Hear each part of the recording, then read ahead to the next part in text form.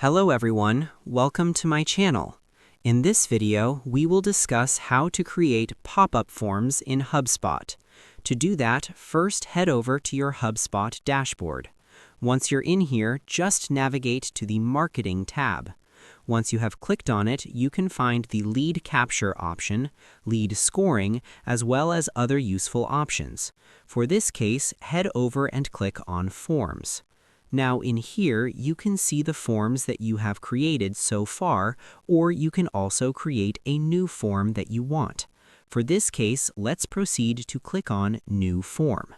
You can choose from templates, search, or also use other options available in this case. You can customize this particular callout if you want, as well as edit the forms you currently have.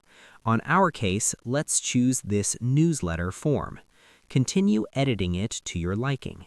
Here, you can also set display rules, exit intent triggers, mobile responsiveness, styling options, form field types, required fields, progressive profiling, thank you messages, redirect URLs, pop-up timing, and automated notifications to improve lead capture efficiency and user experience. You can also click onto the settings icon right there in order to edit it.